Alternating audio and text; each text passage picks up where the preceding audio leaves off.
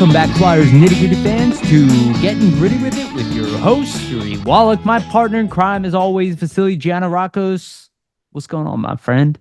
Doing well, Yariv. Back from Newfoundland. Definitely Yep. an interesting part of Canada. Had some friends who lived out there for years, so it's good to get out there and visit them and hang out. But I'm happy to be back and kind Yep. of like in the thick of my usual routine and happy to be back for another episode, man. We have a lot to talk about. Yeah, we do. Um, yeah, it's good to have you back. So for all of you who are, I guess we probably should have put out a Twitter message, but that's why we're recording this later in the week. Usually we try to do Monday, Tuesday, or Wednesday, depending on Flyers games or conflicts, but Vasily didn't get back till like last night. So this was the earliest we could do. We're gonna try to do earlier next week. We'll see how that goes. And just a reminder, I do have my sister's wedding next week, so I have to balance that. So life gets in the way sometimes. Sometimes there are things that are more important. And yeah, well, we still are doing an episode a week though, whether we're late or not. So hopefully people are fired up for this one because it is the last real quiet week. This is pretty much it, dude. Like we're here. Yeah, rookie camp, training camp is right around the corner, really a couple weeks Yes. away here. So Yes. we're almost getting into the thick of it, right? Yes. It's the only good thing about summer ending, in my opinion. Um, all right. So before we get started, just want to remind everybody, please like and subscribe. If you are listening to this and you are not subscribed yet, please do so. It is the best way to support us. Also, give us a like if you like our content. We really, really, really appreciate it. Also, hit the notification bell for notifications to be notified on when our episodes come out on YouTube. Also, follow us on iTunes and Spotify for the audio version. You can give us a rating there as well. Also, very helpful. We really appreciate any kind of support like that. So, if you guys are regular listeners, or even if you're just listening and you like what we do, please give us a rating there as well. 5 stars would be mucho appreciated. Okay, and to the sponsors. Just to remind you to go to Jim Steaks at 4th and South. Go get yourself a cheesesteak from maybe the best cheesesteak in Philadelphia. They're definitely one of the best, if not the best, cheesesteak in Philly. They are open again. Make sure to go get yourself a cheesesteak from Jim Steaks at 4th and South. And also a shout out to Summit Public Adjusters, 215-752-0560. Use them to audit your insurance company and make sure you are getting the best claim that you can get. Again, Summit Public Adjusters, 215-752-0560. And just want to give a brief shout out to our new partner, now pre-existing partner, but I am reading a script, Sports Spider. Guys, if you're tired of searching for multiple websites for sports news, sportspider.com has you covered. They collect the latest articles, videos, and podcasts from around the web and organize them by your favorite teams.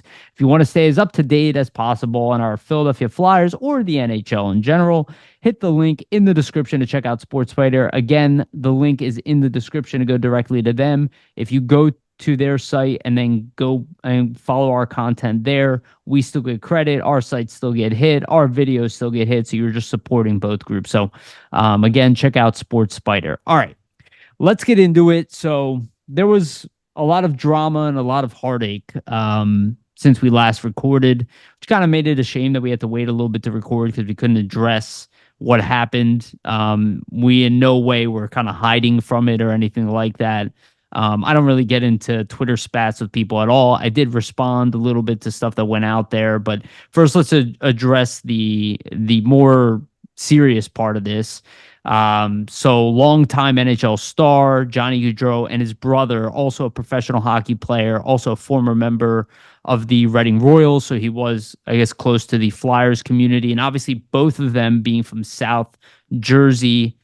Growing up Flyers fan, Johnny himself, and I'm not 100% sure on his brother, was part of the Little Flyers. They're hometown heroes. I mean, in Johnny Gaudreau's case, he is essentially the Wayne Gretzky of this area. There is no player to come out of the South Jersey, Philadelphia area better. Now, there have been some other players that have been really high end, Mike Richter being one of them, but he was a goalie, obviously. Bobby Ryan, another one, but Johnny Gaudreau was like the cream of the crop as far as skaters go. So him and his brother, unfortunately, were killed. They were hit by a we assume drunk driver. We were told under the influence. We believe it's drunk driver. I did hear that he was also a guy who prescribes pills. So I don't know if there were pills involved in this, but he did, and we'll leave his name out of it. He did hit both brothers at night the day before their sister's wedding in the South Jersey area. Just a really heartbreaking story. Our thoughts go out to the entire family. Obviously, everybody in the hockey community was hit by this. A lot of people closer to Johnny than us. Obviously, we don't know him personally, but really just a horrible, horrible story that creates a horrible ripple effect through countless people's lives. Immediately, his family, his sister, both of their wives, their children, their soon-to-be children. I know Matthew's wife was currently pregnant and due in December. So just really the worst case scenario with the entire thing. It's not like they were seriously injured, at least around. They were taken too early. And before we get into the other aspect of that, the part that relates to us, Vasili, do you want to share any thoughts on that? Yeah, it's just a devastating situation in general, right? Especially, I mean, for two guys that I believe they were just coming from the rehearsal dinner for their Yeah. sister's wedding and riding their bikes back, and to get hit like that by, somebody who is drunk driving, that's just, terrible outcome, terrible Yeah. situation. The fact that the guy, thought he could get behind the wheel and drive in that manner and then hurts people like that, I mean, it's like nobody should be driving drunk, right? Like nobody should be getting behind the wheel when they are drunk. There's so many different avenues to get around, whether that be Uber, call a cab, especially in this day and age with all the information that we have. We know like what a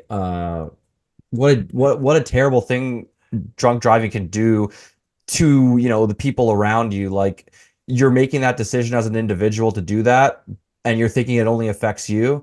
But once you get out on the road in that capacity under the influence like that, there's just so many factors that, you can't really take into consideration. And I just wish the guy never got on the road in that manner and maybe took a second to think about it and think about his actions. Obviously, that wasn't the case, but I really hope that he gets the punishment deserved for doing something like that, because I just think that anybody who drunk drives in this day and age, knowing like the heartache and the trauma that it can cause people, they just need to be dealt with accordingly. Yeah. It's not something that I condone at all.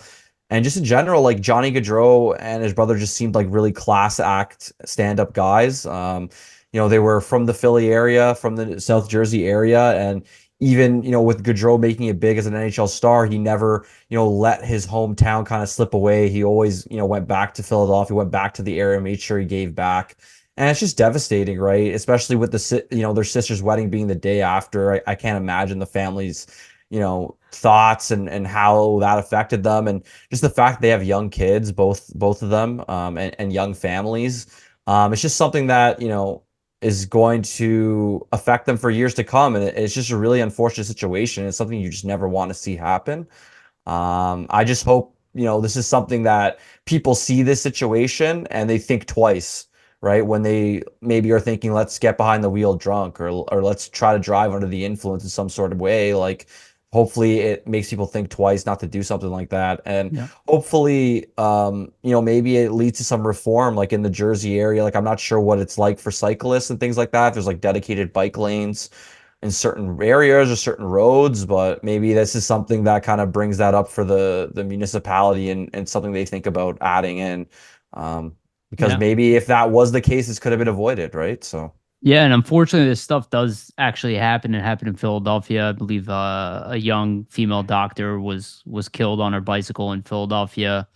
So like even if there are rules, it's just like people have to be less aggressive on the road. And look, I don't really drink alcohol. I don't judge people who do. My brother's brother-in-law is 11 years in recovery, so like it's kind of a big thing in our family. Like my sister stopped drinking when she met him. So like I don't judge people. I have friends who drink and his friends drink and but I will say this, like a big reason I don't drink and it has nothing really to do with him. It's the dumbest things I've ever done have been while I was drunk. So when I started realizing that, it just became something I just didn't want anymore. And again, this doesn't mean people should stop drinking. There's a way to drink responsibly, and I believe most people do. But it shows how quickly your life can change just by, making a stupid decision. And it's really heartbreaking stuff. Now, at least the NHL community has kind of rallied around it. Um, you know, Cole Caulfield changing his number, obviously donations. Last time I saw was $500,000 went to I think it's even his more than wife. that now. Yeah, it's Good. crazy. Just the outpouring of support for that family. Well, good because he wasn't, like in case of Johnny Gaudreau, like they have probably millions, of money, so the children are going to be well taken care of. We don't know about that case for Matthew Gaudreau. I'm sure he had, I'm sure he wasn't broke and had money and stuff. Again, it doesn't replace the person. I guarantee they would give up all that money to have them back. But at least, hopefully, they're going to be taken care of. It seems like that's the case. Everything I hear about the Gaudreau family is that they are fantastic people.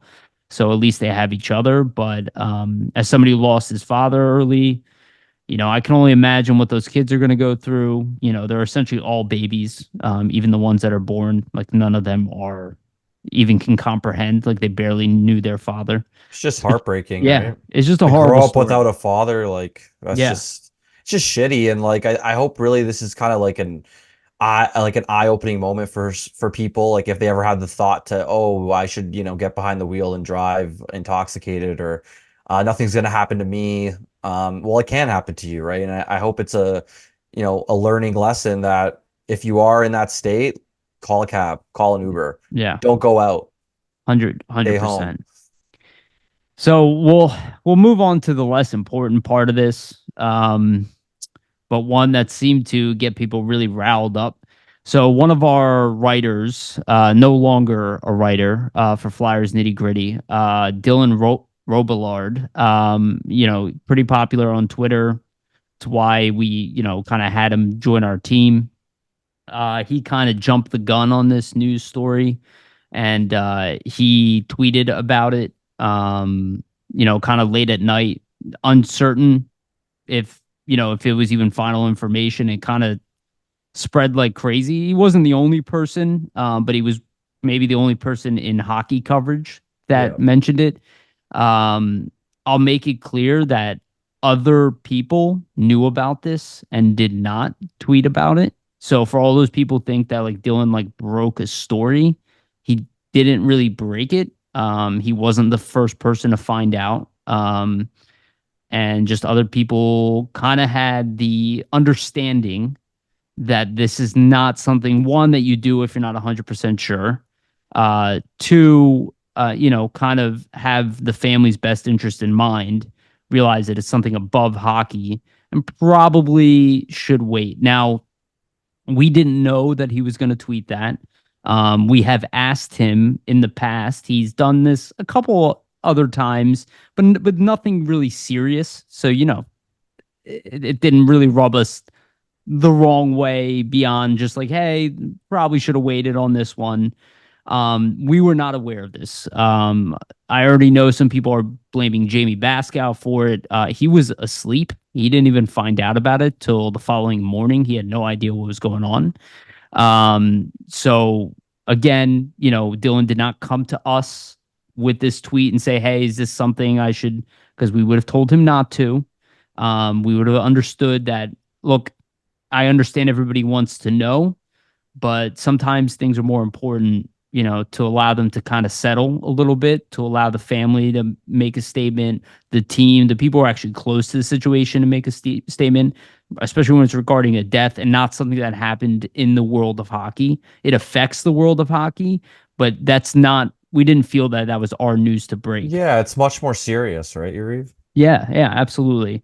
And the whole situation with Dylan, we do not resent him. We do not hate him. We do not think he's a bad guy. I see people piling up on him. I made it very clear online. I do not see him as a bad person. I don't think he even deserves half of the resentment that he's getting. I get some pushback, and it's warranted for what he did. But this is not a bad guy. He's a young man. I think he made a simple mistake. He deleted the tweet himself. And this was also a very difficult decision for us. This is not something that I'm for getting rid of him was not something that even sits well with me today. I'm not a big cancel culture type of guy. I'm not a big, remove people for, making a mistake. So I had trouble with this. I really did. Like we talked about it a lot, me, Vasili, and Jamie. It was kind of our call. This is not something that like came easy. And still something I struggle with now. Because, you know, I don't see him as like some kind of bad guy. I see him as just made a mistake. But we were worried about, what it made us look like, to be honest with you guys, because it doesn't meet our standards. It's not something that myself, Jamie, or Vasily would do. And it doesn't reflect our brand. We would have not done this. We actually get a lot of information we do not release to you guys. We don't bring it up on the podcast. We don't bring it up on Twitter.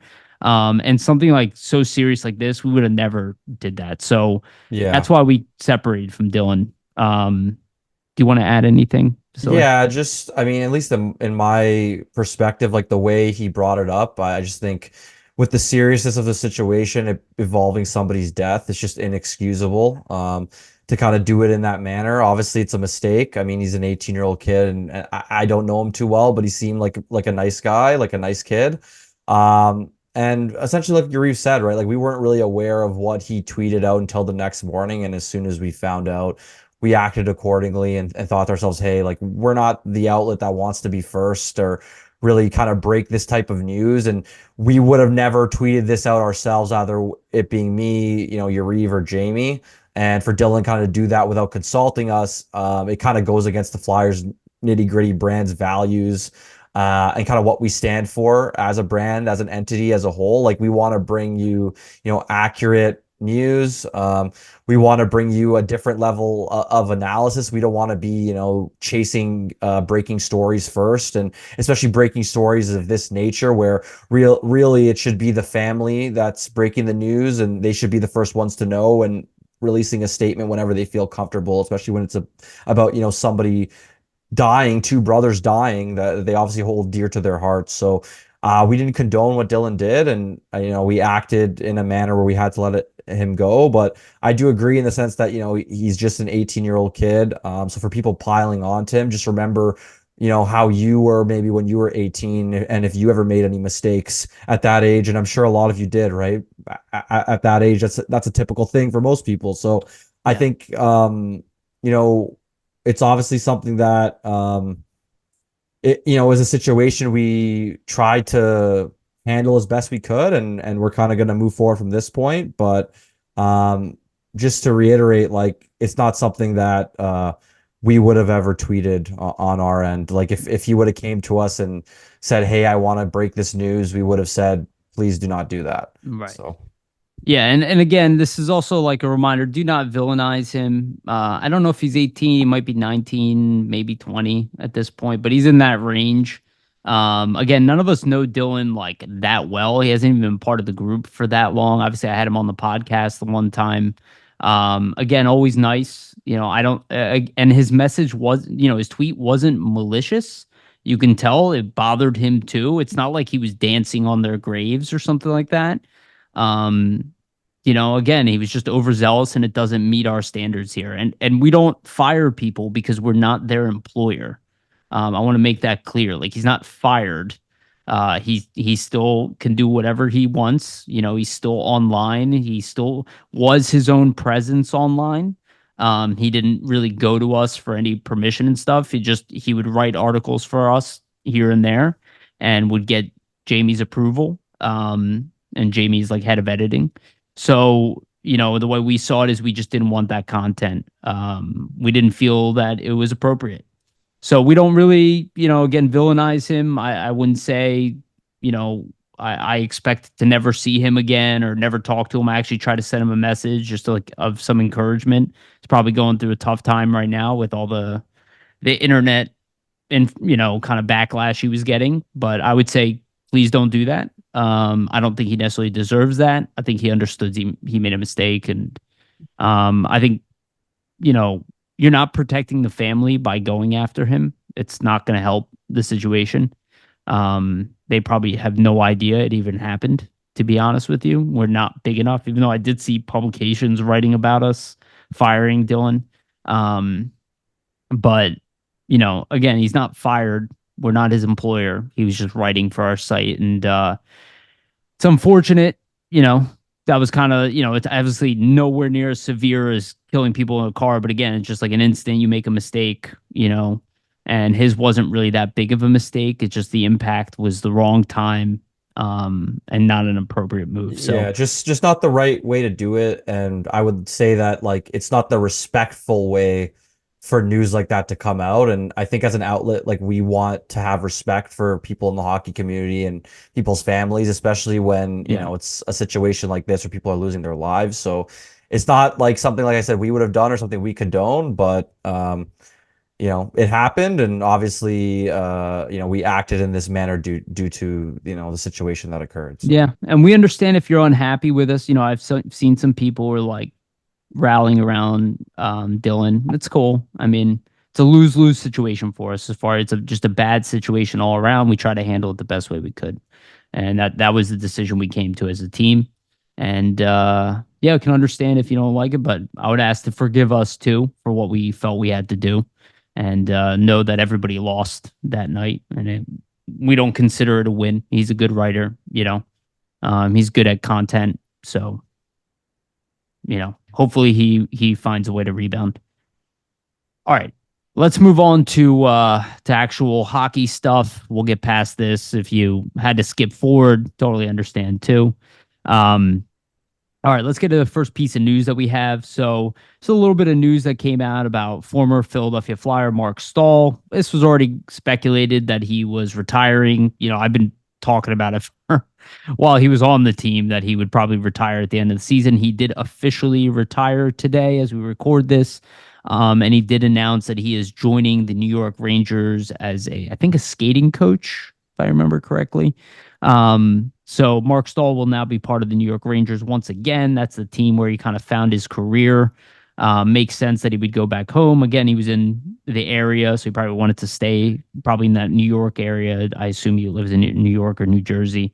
And he's still going to be part of hockey. He did a hell of a job being a mentor here, so it seems like it's a good fit. And good luck to Mark. He played a serviceable role to us, and definitely appreciate the limited role he was here with us. He did have some good hockey games here, even at the end of his career. yeah, so 17 NHL seasons for Marc Staal. At least when I think of him as a New York Ranger. So Sure. it makes sense for him to kind of rejoin that organization after retirement. I believe he's joining them as a player development assistant. So Oh, I okay. think with Thank the you. role that he played with the Flyers last season, kind of being a mentor for a lot of the young guys in the defense, I think it makes a lot of sense. Kind of get into that player Yeah. development type role, and help out the Rangers there. It's kind of crazy, right? Like, I think you remember all the stalls coming up, like as a Yeah. kid, Yeah. like watching hockey, and really only Jordan's left now. Like Eric's Yeah. retired, Mark's now retired, Jordan's left, so we're getting a little old, I guess, when you see stuff like that. I'm But 10 years older than you, bro. Don't even remind me. I know what you mean. But I mean, what a career for him. I mean, I think it sucks that he was never able to win a cup, obviously. I think Yeah. that's probably the defining thing that most players are looking for, but he had a hell of a career, was essentially a top defenseman most of his career in the NHL. Yeah. So Well, he maybe he could. definitely, Yeah. Sorry. definitely, had some great moments as a Ranger. Yeah. Well, maybe he'll end up winning a cup, being a coach at some point. He Yeah. did a good job mentoring here. So he made an impact in a short period of time, definitely with the players on the team. That's one of those moves where it's like underappreciated by fans, not underappreciated by the players. All right. And the big piece of exciting news is like we were mentioning in the very beginning, this is the end of the dead period era time period of the off season. This is the last week where there will not be hockey, at least NHL capacity hockey. We're not getting official games and we're not getting preseason quite yet, but rookie camp is just around the corner. Again, the first game will be Friday, September 13th. That is next Friday as we record this. where the Flyers rookies will take on the New York Rangers rookies in Lehigh Valley. And then there's a Saturday game. I believe it's in New York. I'm not 100% sure where they're going to be playing.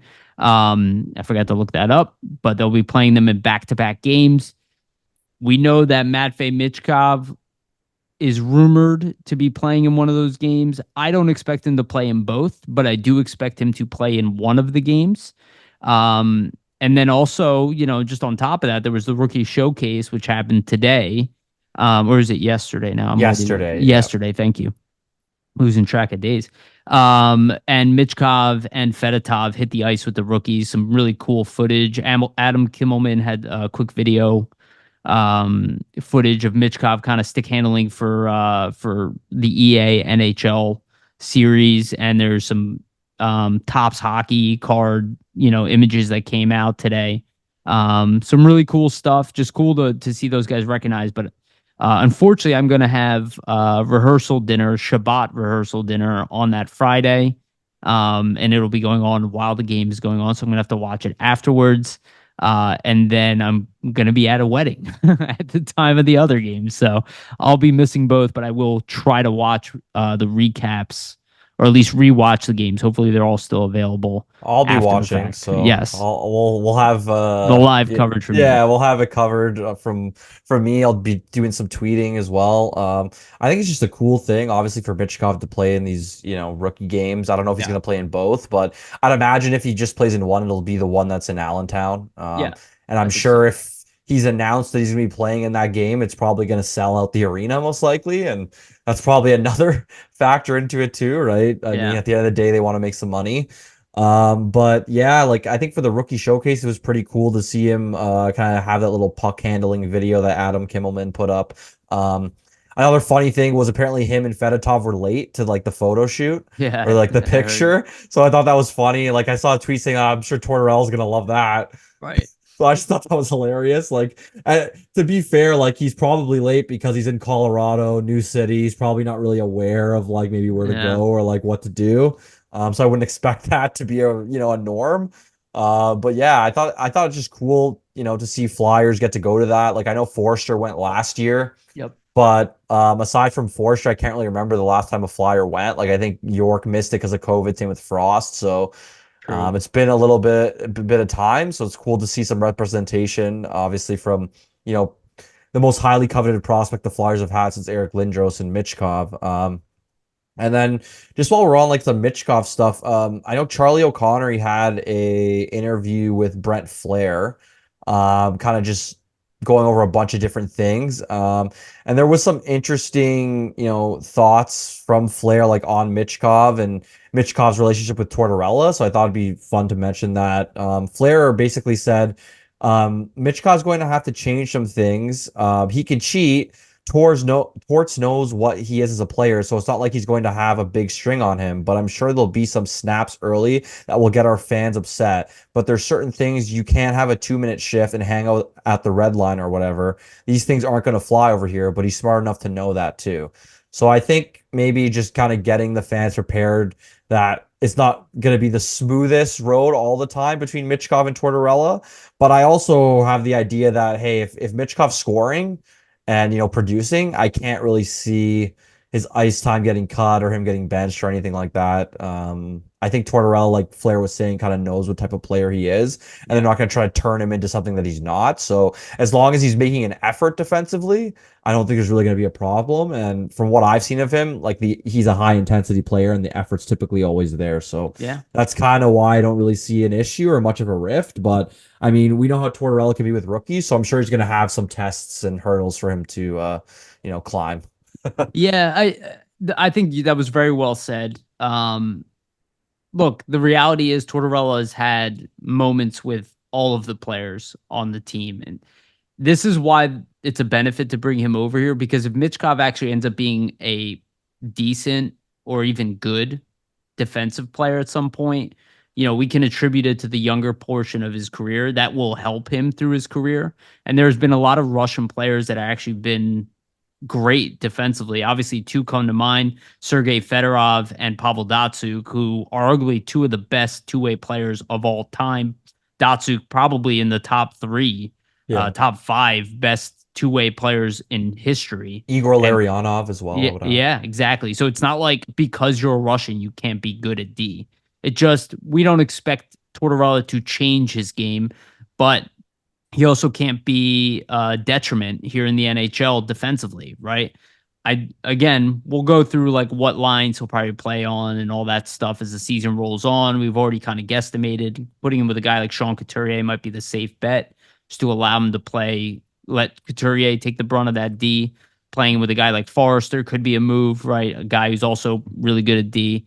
But and this is the luxury of him being a winger and not a centerman is that he's not as responsible or he doesn't need to be as responsible as a centerman, which is comes with a lot of defensive responsibilities, which is why a lot of players don't end up being a centerman. But expect that with Torts, and I really don't think Michkov, from what I know of him, is going to be the guy who shies away from Tortorella's like criticism and all that. I think he's going to take it as a challenge and is going to look to improve that aspect of his game. So I don't know. I'm just not that concerned, but I would imagine if Flair is telling us this publicly, this was probably already said to Michkov from day one. I think that he kind of knows what he's walking into. Yeah, Um, there needs to be some level of accountability on the defensive side of the game. Like they don't want him to be floating around there, like he was kind of saying in the excerpt, right? They don't want him floating at the blue line for like a right. minute and a half, looking for like a breakout pass. Instead, wait at your own blue line, at least be there to cover the point, and then kind of break out from there. And that's kind of the system the Flyers have been playing. So, I mean, there's going to be some bumps in the road. There's no doubt about it. Like he's a rookie, coming over to a new team, new language, difficult, like not to say difficult coach, but different type of coach than he's probably had in the past with Tortorella. I don't think anybody can really emulate a John Tortorella and his coaching style. So it's not something that he's used to, obviously. But I just see Michkov as a kid and a prospect who seems to be kind of invigorated by the challenges ahead of him. So Yeah. I think he'll take this or any like criticisms from Tortorella and kind of try to build his game upon that. Like from everything he said, he seems to be somebody who's focused on making, his game the best it can be, continuing to progress, getting better. And the defensive side of the game is all a part of that. So I think he'll take it with open arms and Yeah. we see where it goes. But I don't really ever expect him to be a defensive stalwart or anything. But I think under the tutelage of a Tortorella, could his defensive game become, better than it would have been if he was breaking into the NHL under a different coach? I think definitely, right? And I think Yeah. that's the benefit of it. Yeah. I think so too. And again, part of the reason I am so high on Michkov for the same reason I'd be high about a guy like Bedard. And again, I don't know if he's going to hit Bedard levels, but or McDavid or all these guys, they have elevated their level of play at every single stage in their career. So no matter Yeah. what league they were playing in, their level of play elevated. And so far, that has been Michkov's history. So there's no reason to assume that it won't happen this time. This is the toughest road that he's going down as far as the talent around him. But it's also the best players he's been playing with, and maybe even the best coaches that he's had around him. So, I expect the elevation to happen now too. And I cannot wait for these rookie games. I mean, just to even see footage of Michkov like playing with the other prospects in a game is like I just wonder who he's gonna play with. Yeah, in a Like Flyers jersey, it's gonna be really cool, obviously, to see it for the first time. And I just think like with him and everything that's happening, like he is a player that typically rises to the occasion, right? Like if you look at his track record, there hasn't been a time where when he's jumping up a level, he hasn't been able to adapt. right. So if you just look at it historically, he's been able to do it, whether it's going from the MHL to VHL, VHL to KHL. So I think until he shows us that he isn't able to do it, we can't expect that it's not going to happen. So Yeah. my expectation is going to be able to adapt pretty well, but obviously we'll see Do you what think happens as the season starts. do you think Fedotov's gonna play in this game? The Because he rookie is. game? Yeah.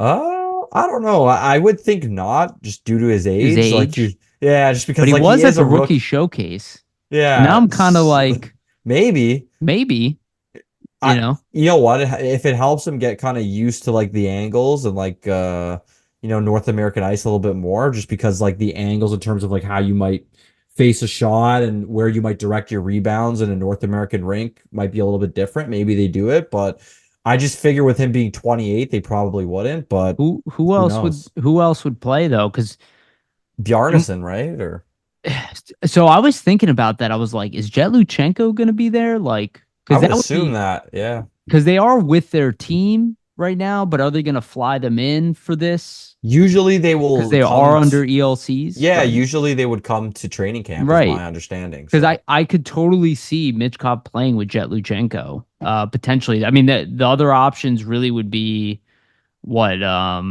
J.R. Avon, Desnoyers. Desnoyers, um, man, I don't even know because not even all the centermen at the Phantoms level are going Yeah. to be there.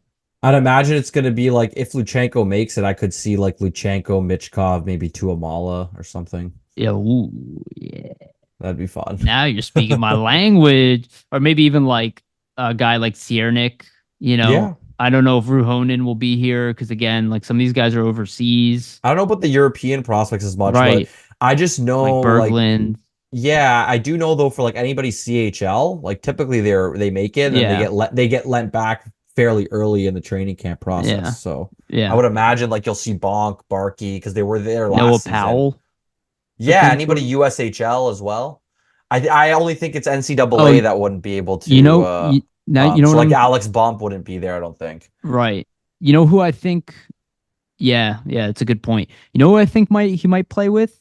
Massimo Rizzo, Yeah, actually who's a that's definitely playmaker. possible. Yeah.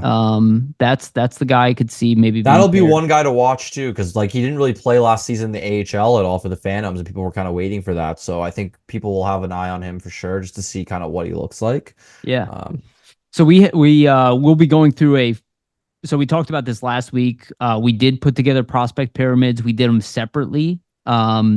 We'll probably come up with a consolidated one. Maybe we'll see how next week's news cycle goes. So we'll probably have other stuff to talk about, but we'll put together a consolidated one. But we're gonna go through our prospect pyramids, and yeah, we'll talk about them. What we think, a lot of these prospects are. We'll go a little more in depth than what we're talking about now. All right, let's do some NHL news, and then we'll get into the actual like fun part of the segment. We'll do that in the second half here. So the big news from around the NHL is Leon Draisaitl got a spanking new contract. He's officially the highest paid player in the NHL, an 8-year deal worth $14 million per year, which for the NHL is very high. He is the only player making that much in the league right now. Not as high as other leagues, obviously, but it does show where the league is trending. Obviously, McDavid has a big contract upcoming.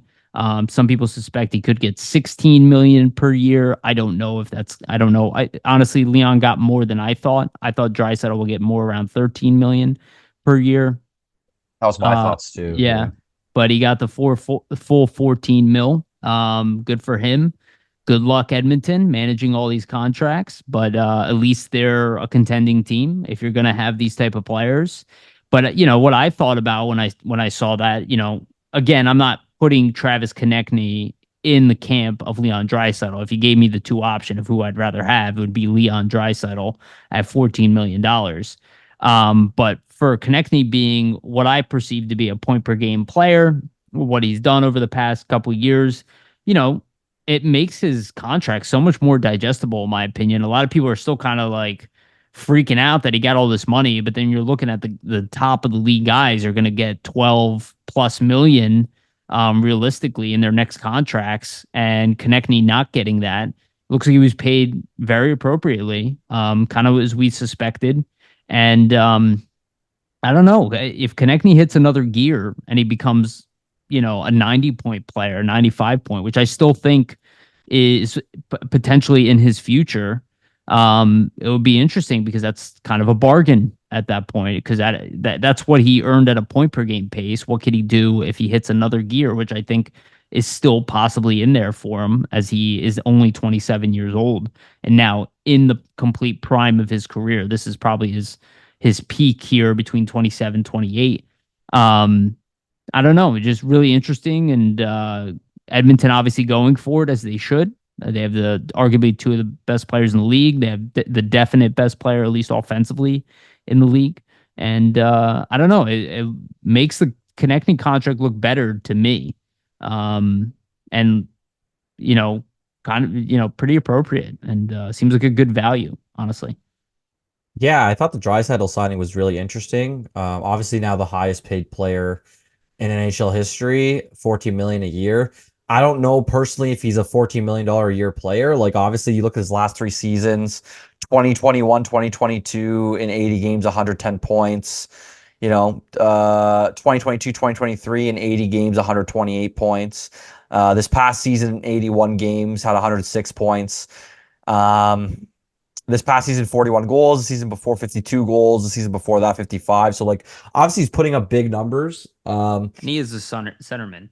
Yeah, and he is a centerman. I think for Edmonton, it was a no-brainer to re-sign him. Like, they're so close to a cup. So, I mean, my thought process was they're probably never going to trade him. They're so close to a cup. They're inches away. They probably think, hey, let's get Leon re-signed, add a couple more pieces. Let's go at it again next year, just like Florida did, right? They made it to the finals and lost. They Sure. made it back and won. We could do the same thing. That's probably Edmonton's mentality. Sure. Um, It's the right mentality, in my opinion. yeah, exactly. Build on it iteratively, get back to where you were, and see if you can kind of pull it off.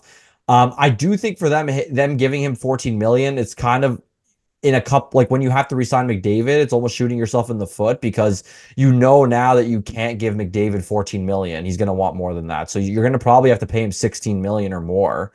Because if you look at the point production, like what Draisaitl had 106 points this past season. What did McDavid have? Like 140 points. So if I'm his camp, I'm saying, well, I had 35 more points than Draisaitl. So obviously, that's They millions know. of more dollars. Like he had 132 points. So he had basically like 30 more points than him. And the season before, obviously 153. So I think McDavid's earmarked to get like 16, even 17 million. Um, Maybe they try to, Edmonton tries to use that like deferred money thing to maybe lower the cap hit. Like I know Carolina just did that with Seth Jarvis. Um, who was the other player they re-signed? I forget, but they did it with two players anyways. The young dude that we were talking about here, Natchez. Yeah, exactly. So they did it a couple times. So like maybe Edmonton does that. I don't know if McDavid would be willing to do that because you're not getting money up front. Why would he? Right? Like he could probably demand the He can money do up whatever he front. wants. Yeah, Yeah. So I think like basically with McDavid, it's gonna be like hand me a blank check and Edmonton's probably gonna pay it at this point. they're going to And what be does that paying 30 million for their two best players. yeah, and what does that do to the rest of your team moving forward? But to Well, your point, like if we're looking at it from a Flyers perspective, and you take in like Travis Konechny's contract and the value of that, I just think what this Draisaitl deal does is it kind of creates a new upper echelon for the elite players in the league moving ahead. Like if you're close to on the level of Draisaitl, you're going to at least want to be making 13 million plus a year. So I think what that does is it almost lowers like it almost lowers what you have to pay other players in a sense. Like if you're not on that level, then you're not going to get anywhere close to that. And maybe you can get bargains down the line. Like, and that's not just for the Flyers, but teams league wide. And I think to your point, like it does make the Konechny contract look better in the sense that he's essentially a point a game guy, and you're only paying him 8.75 million. So I do think that, Konechny has a next step to take. And if he does get that 90 point, 95 point range, this deal does make it look even better. Obviously, Konechny's nowhere near the level of Draisaitl, in my opinion. But I will, caveat with I don't know if Draisaitl would be putting up these numbers if he wasn't on the power play with McDavid, right? So yeah. what would he be if he wasn't in this situation? And is he a little bit overpaid because of that? I think that's a fair question to ask. And you can ask that about a lot of players on the Oilers. Like look at Ryan Nugent Hopkins' production the last few seasons. Darnell If Nurse. yeah, if these players were anywhere else, would they be even getting near this type of production? It's hard to say, right? So Edmonton could be doing themselves a bit of a disservice in the sense that they're paying a premium for players that realistically, if it wasn't for Connor McDavid, might not have the same impact Yeah. in other situations. So I think they're close to a cup, so you kind of have to do it. But in 6, 7, 8 years from now down the line, who knows, Yeah, how but it's going to affect their yeah, roster. But if they win a cup, it's really not going to matter. yeah, I feel So, like you can't worry too much because like now's your window, so you got to oh, of go for it. course. Both these guys in their prime, being Yeah, it's McDavid, like you Draisaitl, might never have players this good, at least ever. in the short term, right? Yeah, Like yeah. this is your golden opportunity to go for it. And obviously there's the tax implications. Like it's a lot more expensive to re-sign players in Canada. I mean, Hmm. Toronto is dealing with that, right? So now the Oilers have entered that territory, but at least they have guys that they know can drive an entire team, right? And in Toronto's case, they're also paid guys who are high end guys, and clearly Austin Matthews is probably going to get a $14 million contract, or 15 or whenever his next contract. He's also going to be a monster contract. I know he's got years left, but they're not going to let him walk probably, Yeah. so he's probably going to finish his career making a bunch of money. This is setting Um, the stage for that though. Like all the up and coming, next tier of elite players, they're going to expect to be paid in this way. yeah, And it could be a good thing in the sense that, if your upper echelon players are getting paid this much, it almost forces you to have the salary cap rise. yeah, And in a sense, it's good for your fourth liners, your third line guys who like, before might have been making 1 million, 2 million, and now maybe it'll be more money because the upper right. echelon guys are getting paid so much. So I think it could be a good thing across the board for a lot of guys Yeah. in the NHL. And if Michkov is who we hope he is, he will be getting an ass load of money as Yeah, well. exactly. So at least 12 million, probably like Flyers if will he have to plan for that accordingly. yeah, if he comes in over the next 2 years, and we don't know, this might not be the case, but if he's that guy we hope he is, right? And he puts up a point per game pace, at least by his second season, and he's on the verge of like being a superstar in the league.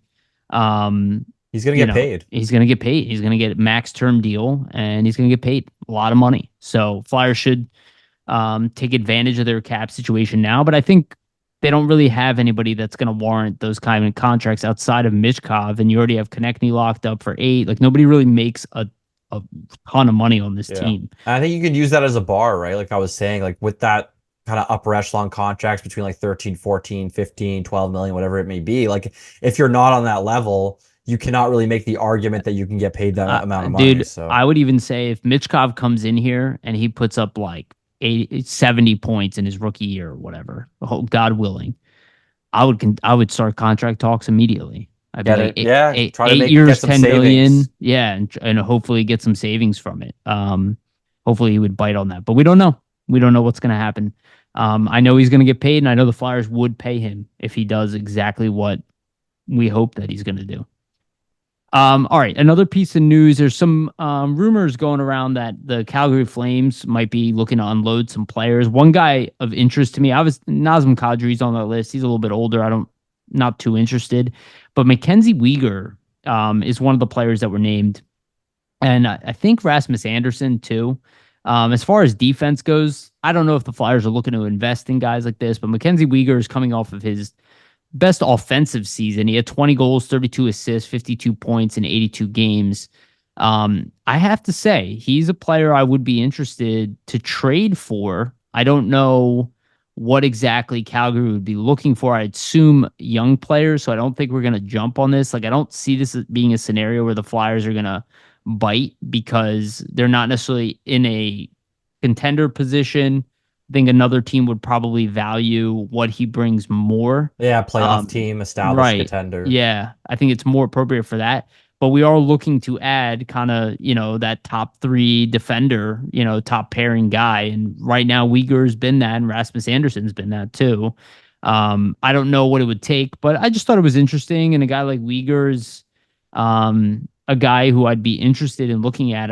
I don't know what it would take, and I'm sure the offer that I have in my head probably wouldn't get it done because I would want to unload like Ristolainen in that trade, Yeah. and I don't know if that's something they're even necessarily interested in, but same age, lower cap hit. I'm sure it would be like Risto in a first. That would probably be a start of that type of trade. So I don't know. What do you think? Yeah, it's definitely interesting. I just think with the fact that Uyghur's 30 maybe doesn't align so well just because let's say you trade for him, if you're looking to be really competitive in the next 3 to 5 years, does it align? Like, is he still going to be the same player at like age 33, 34, 35? Who knows? I do think Rasmus Anderson being 27, maybe that's a guy that makes a little bit more sense because it's kind of in For the sure. same age range as a bunch of the players on the team. But Uyghur, I mean, he's been a proven top pair guy. Like he was really good on Florida in a top pair role, kind of being their number 2. Um, I mean, he's essentially kind of been the number one in Calgary. Yeah, And I don't think really he's suited for that role, per se. Like he's a really good number two. But I've liked Uyghur's game a lot. I think the one knock on him from a lot of Florida fans and just what I've seen is like in the playoffs, he wasn't as physical as they wanted. sure. So maybe that's something that teams might not be interested in because of that. But I think, the Flyers are going to look to be active in the trade market if the trade makes sense, right? So if they can get a guy like Uyghur, for pretty good value, like a first round pick, and you unload a contract and you maybe got a prospect or somebody like Rasmus Anderson in the same type of situation. Like they have a ton of assets and they're going to eventually need to start using them because you can only draft so many prospects and have so many prospects in your pipeline. They're not all going to make it. So you have to kind of parlay these into something Yeah, eventually, or else it's either going to be guys that never made it and you kind of wasted a draft pick, or guys that you gave a shot and it never really panned out. So I think at some point they definitely probably are going to need to look at some trades and kind of get more active in the trade market. Maybe this is the time, but I think Calgary's looking to shake things up a lot, right? Like yeah, they haven't been a team that's kind of met expectations over the last few seasons, especially with the trades of Huberdeau, like acquiring Huberdeau and Uyghur. They thought they were going to continue to be like a perennial playoff team, be in the mix, and that really hasn't happened. So they're trying to pivot again and really almost go into a rebuild mode. So yeah, if you could take advantage and kind of get some of these guys for a lot less value than they typically would be had for, I say, why not, right? Because worst case is you acquire a guy like this, then you flip him later to a yeah. contender as well. So And I would be interested in Huberto too, but just not at his cap hit. I think he makes 10.5 million a year. it'd need to be like You'd significantly reduced. Yeah. Yeah, you'd have to eat like at least 25% of that cap for me to be At interested. least be a $6-7 million player. Right. And I don't know if they would want that, but you know, it's something to look into. That's all I know. He's obviously not the perennial player, but they might be like, well, we'll consider what happens this season. Like maybe Huberdeau rebounds. Again, he went from 115 points in his season with Florida to 55 points in Calgary.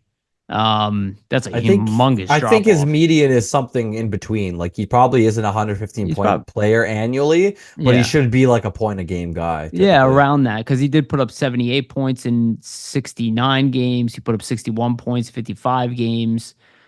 He put up 92 and 82, and then before he broke out, he put up 69 points in 82 games with Florida. So this is a high end player who had a down year. That's something I would definitely look to explore. And I don't, I again, I wouldn't want to take that contract in its entirety. But depending on what they're willing to eat of that contract, I think I'd at least revisit it. The question is, would he fit in with Tortorella? I don't know. From what I understand, he's not that great defensively, and we would need him to come in and at least be a top six center. So I don't know, and what we have to see.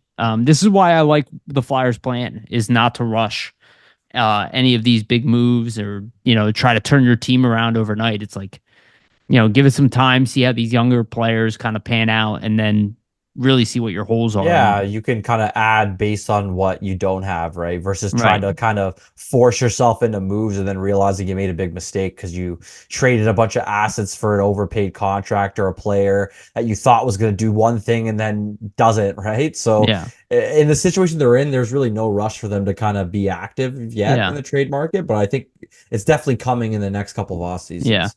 I could see Jonathan Huberdeau being moved to my problem for your problem Yeah. type of trade.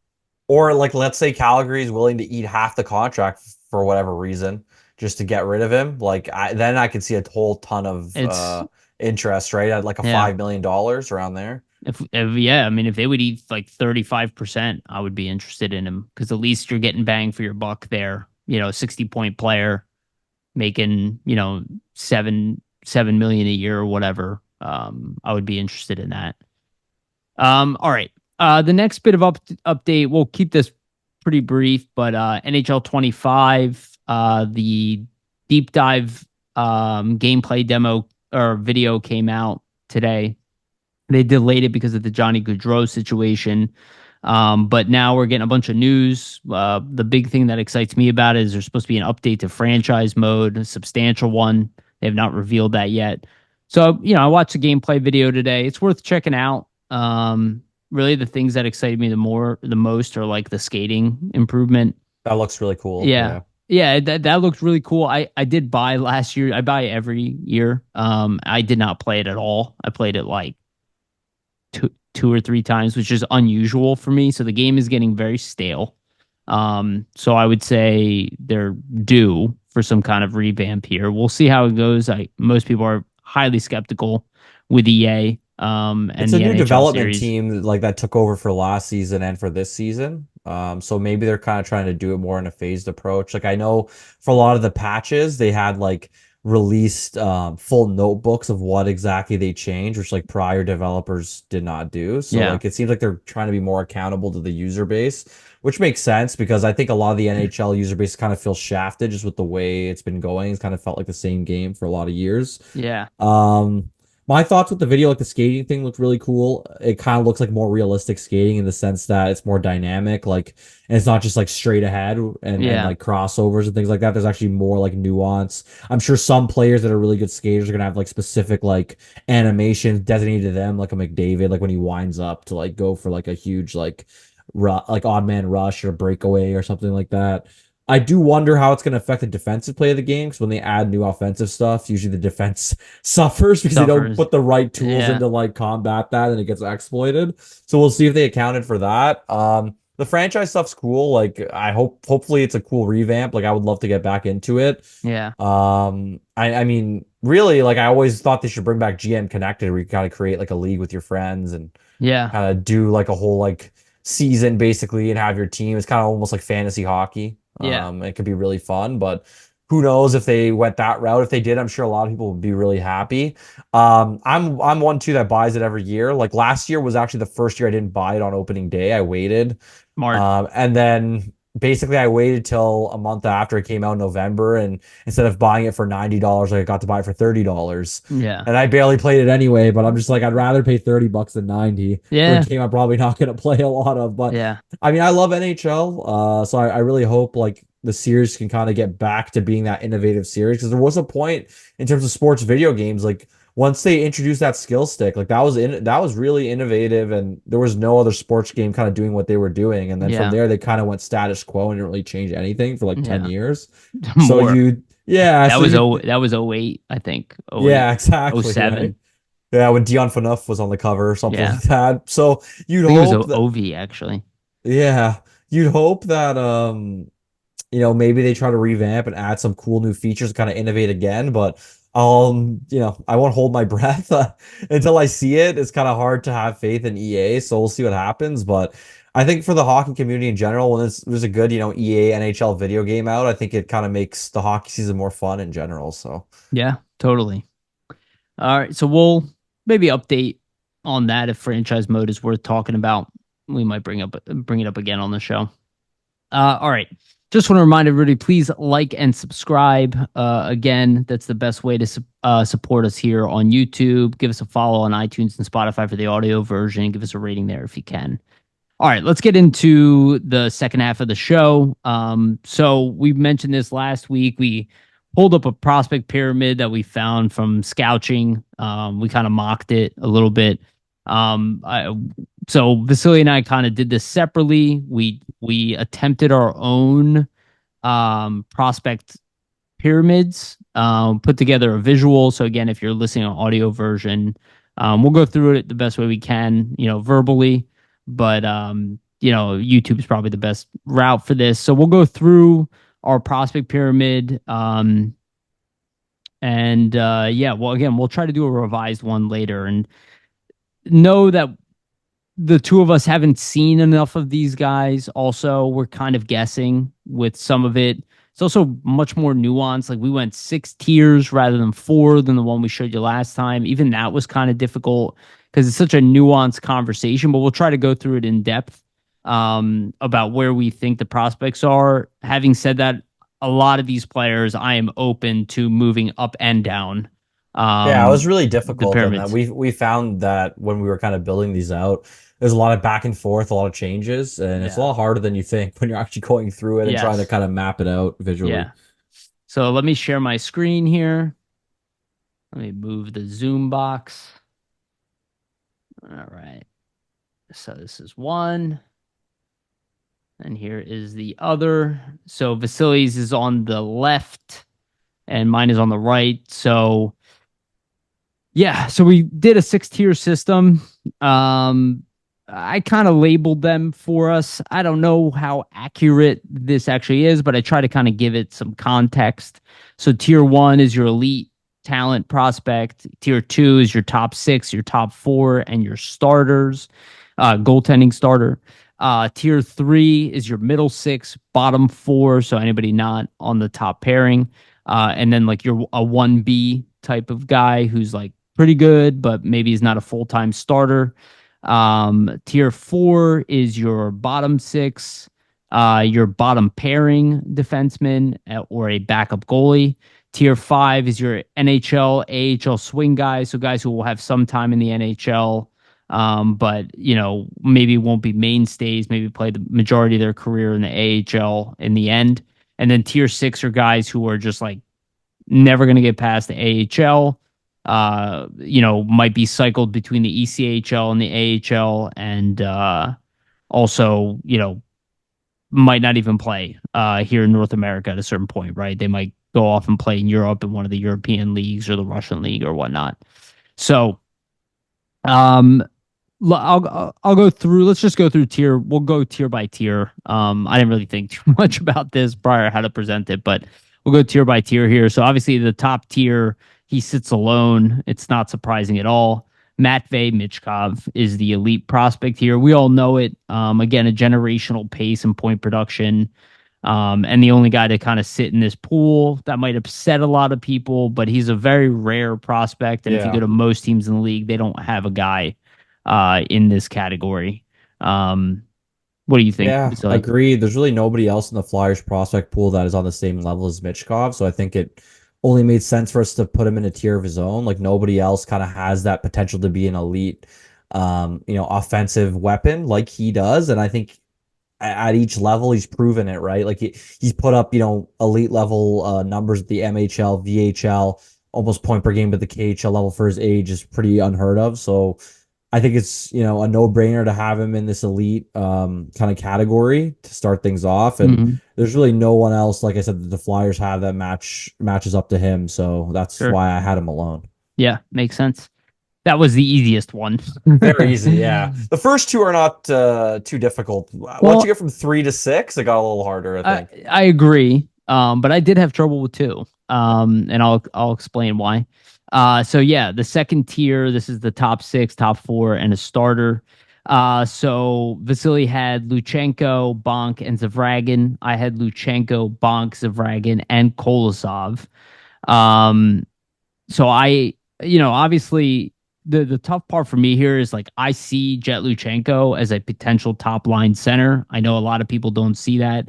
I just expect a big jump from him. I don't really care about the rankings. I don't care about internet scouts, or I don't really care about any of that stuff. What I've been able to observe is a very young player with a lot of upside. And even though he's not been dynamic so far, I expect his dynamic game to actually come out.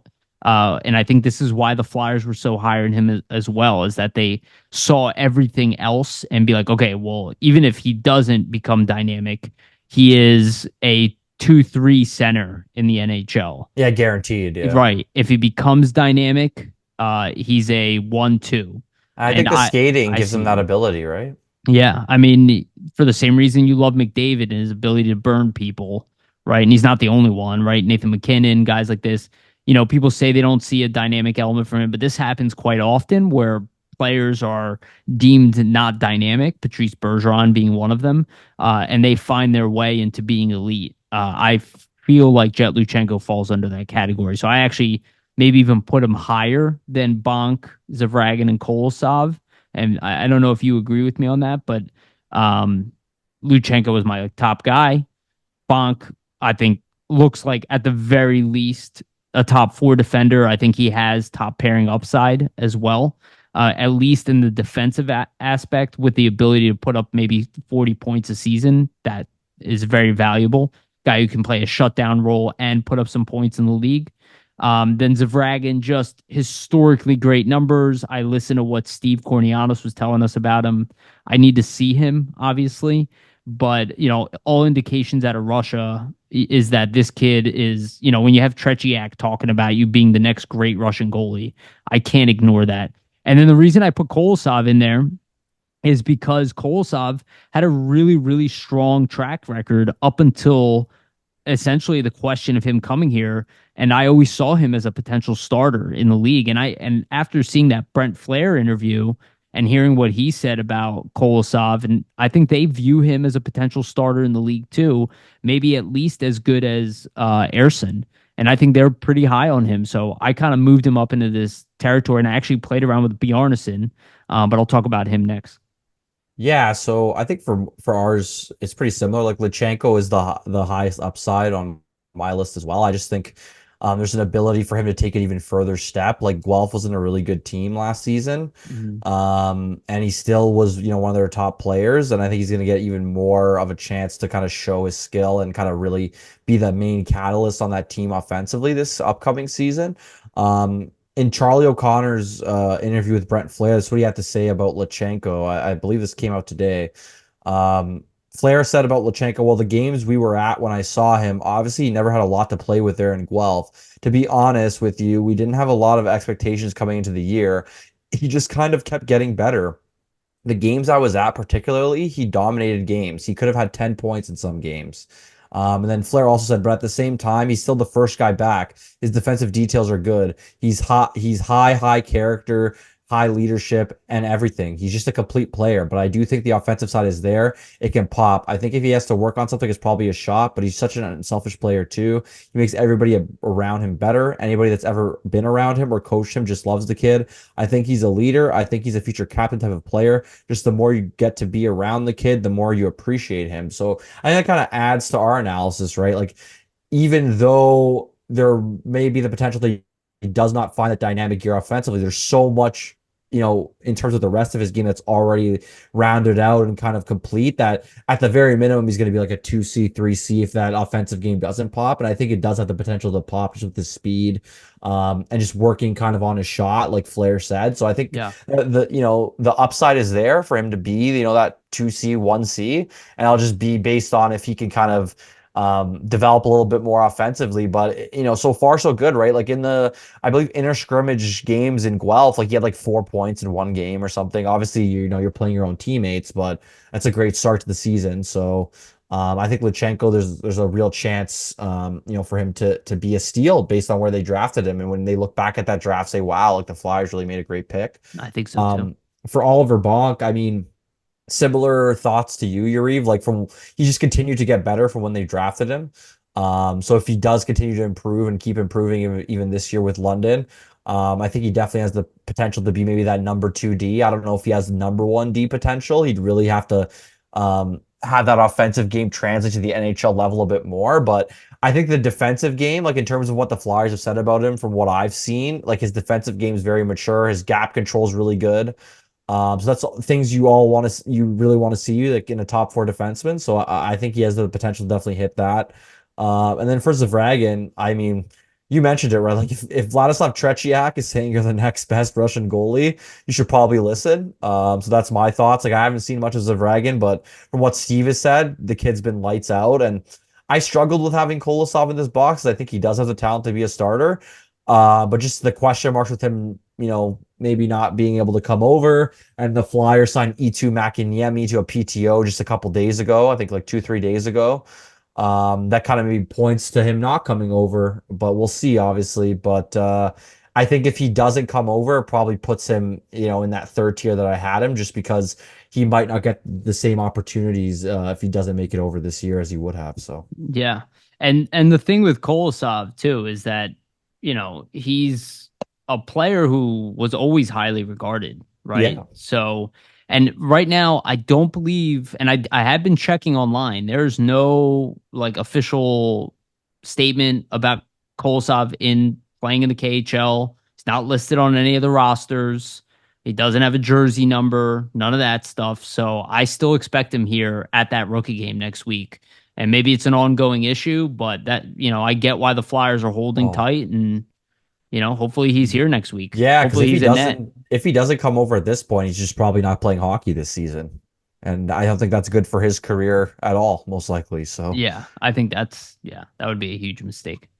Um, cool. So tier three, again, this is the middle six, bottom four, 1B goaltender category.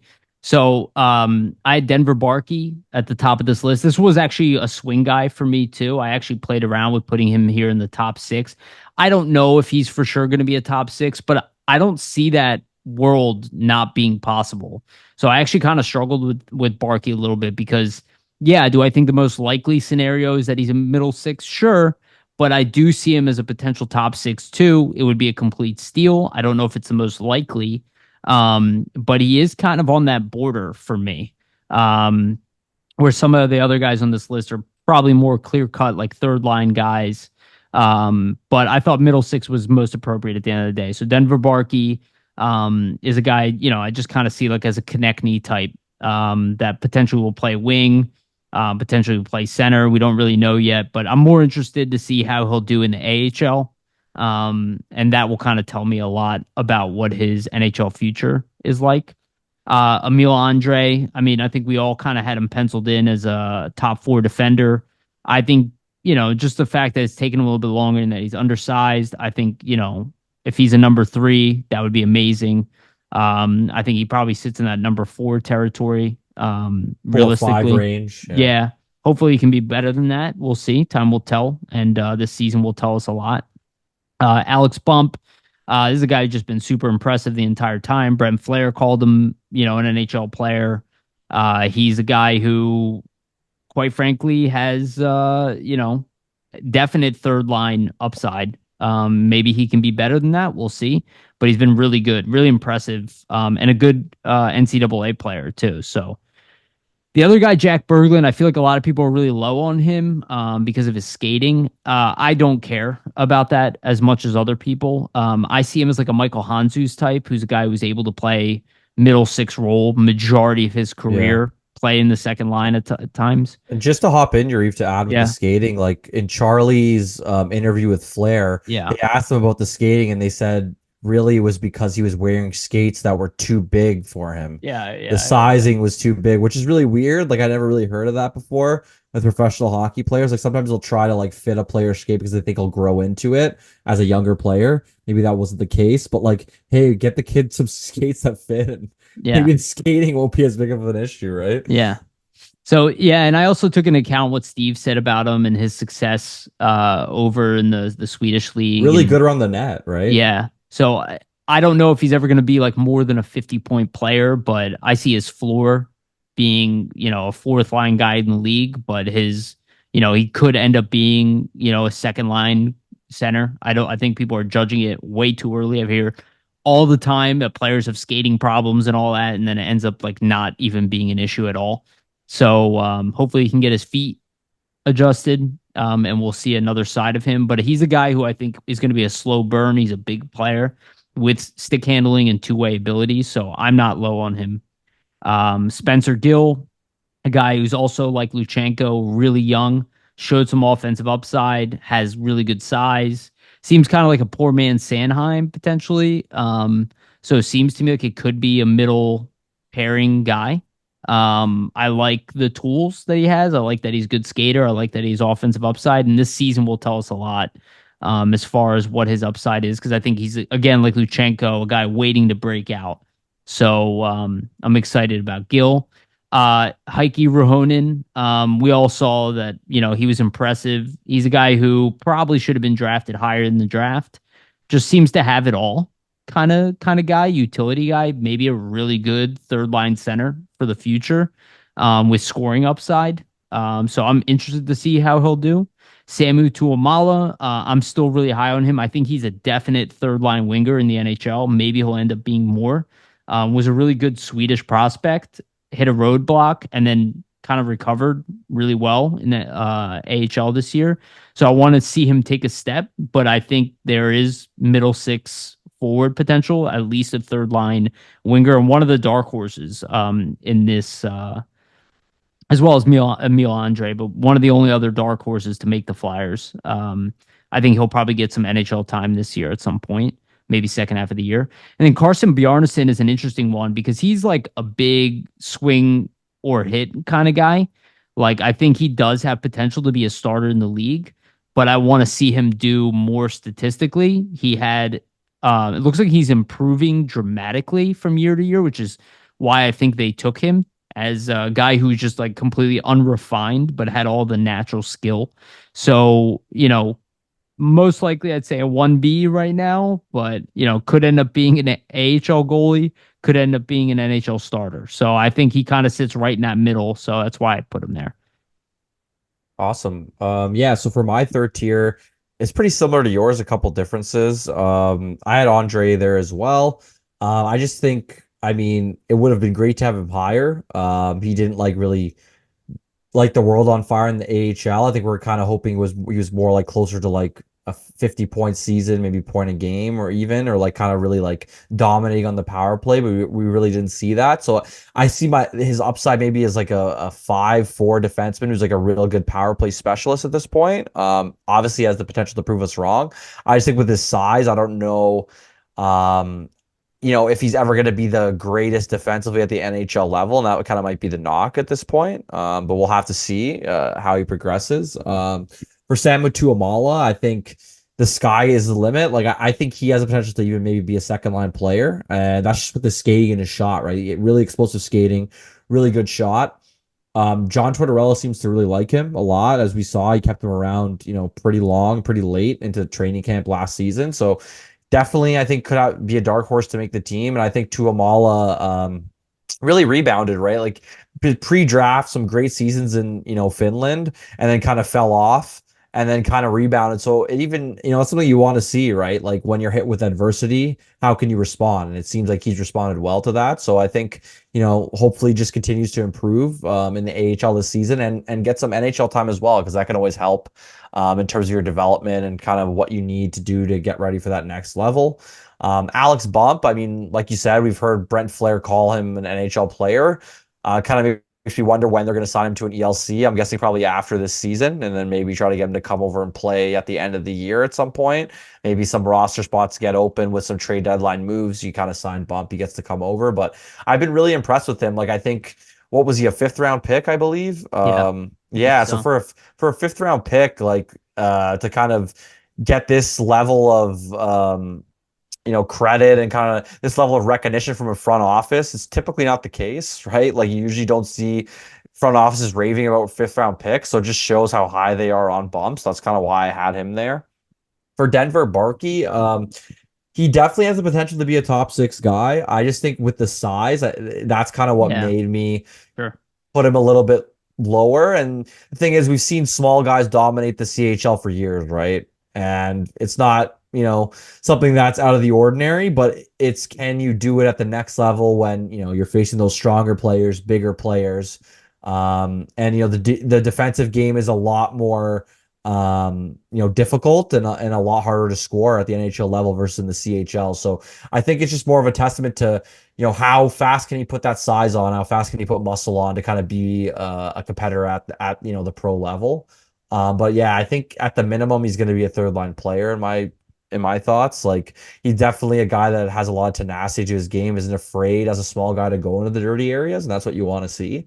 For Kolosov, I probably would have had him, like I said, in the 2nd tier, because I do think he has starter potential. I'm just unsure of his future in the sense of, is he actually going to get here? When's that going to happen? What's the relationship going to be like? Because it already seems like, not to say that it's fractured, but there seems to be some sort of issue there. And we might not even be privy to what it really is, right? Because I think a lot of people are making assumptions and they haven't really been there or heard the conversations between the two camps. So who really knows? But I think if Kolosov does come over this year, it definitely helps his chances of, getting to reach that type of starter potential, because it shows that he's prioritizing the Flyers. If he doesn't make it over this year, I'm not sure how happy the Flyers are going to be with him and, with prioritizing his development going forward versus maybe some other prospects like a Zavragin, for example, or like Bjarnason, right? For Hunter McDonald, I don't think he's really going to be like a top four defenseman. Like he's probably going to be like a 5, 6, something like that. I just think the Flyers are so high on this guy. Like every conversation with Flyers management, even unprompted, like they're bringing up Hunter McDonald, whether it's Fletcher, whether it's Briere, whether it's Jones, whether it's Hilferty, they're always talking about Hunter McDonald. So I think you can't take that, you have to take that into consideration, right? You can't dismiss that. The fact that the organization is mentioning him so often, I think it just paints the picture that they're going to give him a real long, prolonged look at some point here. So he's going to get a shot. So I think that's why I have him so high. And Elliot Desnoyers, I had him in the third tier as well. He had a really great, rookie season in the AHL. Obviously, a huge sophomore slump, but I try to look at and highlight the positives a little bit more. Like he has those defensive tools that are there. Like obviously, for him to be an NHL player, he needs to have a little bit more of an offensive impact, which wasn't there this season. But a lot of guys have sophomore slumps, and I think we saw some of that talent there in his rookie year. I think he can really get back to that this season. If he does, he's probably going to be one of the first call-up options if there's an injury, because Tortorella definitely liked him a lot, based on kind of what we saw in years past. Carson Bjarnason, I mean, with Brandon, he hasn't had the best stats or anything. Also been playing in front of a very bad team, so it's kind of hard to judge a goalie when you're getting shellacked every single night. But he looks to be the shoe-in and the candidate to kind of be the starter for Team Canada at the upcoming World Juniors. And you cannot take that lightly. Like usually to be a goalie, in that tournament, you have to be one of the best to represent your country. So obviously, Hockey Canada sees a lot in him. So that's kind of my perspective on it. Like he's incrementally getting better every year. Going to get to potentially, be the starter for Canada on one of the biggest stages, one of the biggest tournaments in hockey. So that can only bode well for his development, right? Because as a goalie, it's all about managing that pressure and being under the spotlight sometimes. It can be really tough because, as a goaltender, you let one shot in and that could be the whole game, right? So you have to kind of manage that expectation and all of that. So I think for Bjarnason, it can only really help his development if he does become the starter for Team Canada. And then Heikki Ruohonen, just a really great showing at the summer showcase, right? He ripped it up at a bunch of points, looked really impressive. So I just think for him, like he's a big centerman, Finnish center. Typically, they're really good defensively. Obviously, we're seeing a little bit more scoring jump, I think, especially with the summer showcase in terms of what he did there. So I think he really has the potential to definitely be like a third line center, but could potentially be even higher, right? So Yeah. a lot to look at there. Yeah, you missed Berglund, Jack Oh Berglund. yeah, Jack Berglund as well. So Berglund, I thought like from a bunch of people I talked to at the draft, like, I talked to Stephen Ellis from Daily Faceoff, and he said when he ever watched Berglund, he would always step up in like the big moments, and similar to kind of what Steve said, right? Like when things were an important point in the game, and when they needed a goal, he would kind of step up and help produce and be a part of producing that offense and really be a main catalyst. So that's something to look for, right? Guys who in those important crucial moments, are they helping, are they producing, or are they kind of taking a step back? And seems like he's doing the opposite, where he's really being a factor on the ice for his team. And to Steve's point, right, like he played essentially as like a first line center for his team for a majority of the season and in the playoffs. So if they're using him like that, there's obviously a reason. So I think, there's definitely a lot of upside there with Berglund. Obviously, the skating is the knock, but we know he wasn't really wearing skates that actually were the right size for him. So we'll see if he gets the right size, what happens. But Yeah, it's a wild story. I actually realized I forgot Helge Grans on my list here. So he's not on my list, but he would be in this fourth tier. So tier four, bottom six, bottom pairing, and backup goaltender. So let's just say I have Helge Grans in here. He was slated to be better than what he's shown so far. He might only end up being an AHL defenseman, but I don't think so. I think just with the tools that he has, if he doesn't get a chance there's a lot of size. with the Flyers, right? He's a big skater, can skate, or he's big and he can skate well. So I want to say that he still has NHL upside. Maybe it won't end up being with the Flyers, but I think he will probably play a bottom pairing defender at some point. If not, it'll be an AHL guy. So He's kind of in the middle, and that's why this is like kind of nuanced, and this section shows a lot of that. Um, because a lot of this is kind of based off of potential, and then some of these guys, a lot of guys don't turn out to be what you think they'll be based off their potential. So that's why you just want to have a lot of players and hope that they exceed expectations or at least meet expectations. Granz is a guy I think who, kind of is that question mark still, had a big injury last year, kind of held him back. So this year is a big year for him. I have Elliot Denoyer in this category. This is more just because I see him as an NHL player. I don't know if his skill set is ever going to be above a third line player in the league. That's why I have him here, but I do think he still has third line center upside. I do expect him to rebound. I don't think it's that weird that he had a bad season. It was weird, but doesn't necessarily tell me that I shouldn't believe in him at this point. I'm interested to see how he does. Ule Lixell, again, a guy who already showed that he's as good as you can be in the AHL level.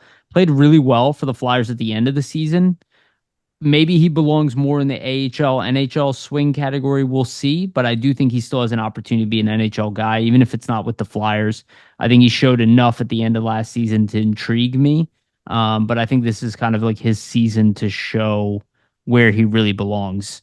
And as a guy I could see maybe moving on from the Flyers and trying his hand at a different NHL team if there's no opportunity for him here, because I think another team will be interested and keeping him at the NHL level. And we've seen this with other prospects throughout time. Adam Yinning, I think he's a surefire bottom pairing defender in the NHL. I think that's why the Flyers gave him the contract that he got. I don't think he's ever going to be really more than like a number 5. But I think he definitely has an NHL defensive game. And I think he can play a serviceable role at the NHL level, maybe even at the lowest at number 7. But he can be that guy. His size, the simplicity to his game just seems right. Ronnie Attard, I think for sure he can at least be Phil Myers, a guy who's getting NHL time, but is kind of a swing guy. I think time will tell still on him. He could end up moving down a tier by the end of the year. But he's a guy who has shown enough at the pro level that I still believe he has a chance to be an NHL player.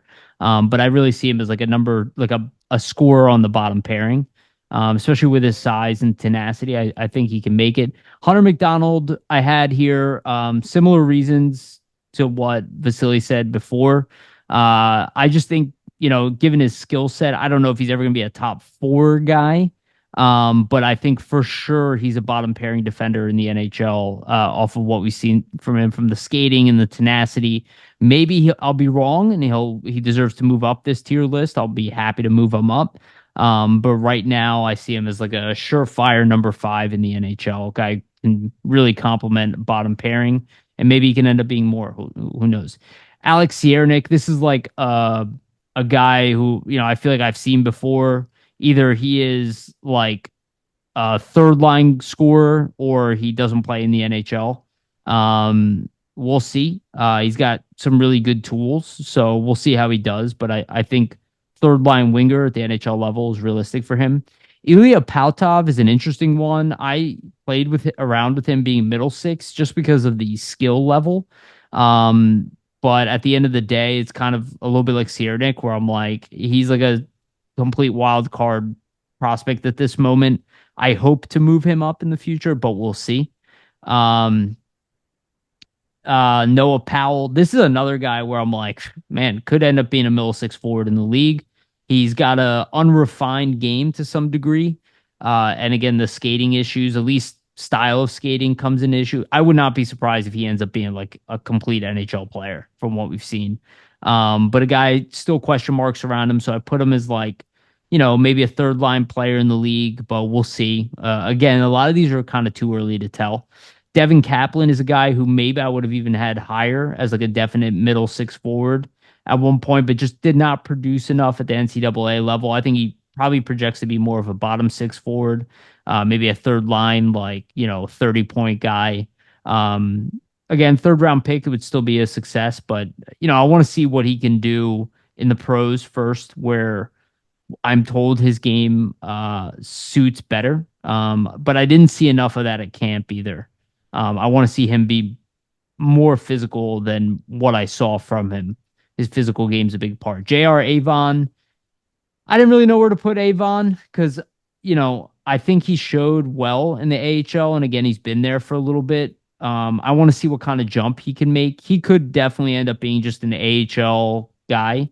But with his skating and his speed, I think he has a chance to be an NHL player. Owen McClellan, he's an interesting case just because he seems to have like top six forward skill, but might not be able to put it all together for the NHL level. Maybe going to be a third line, playmaking center.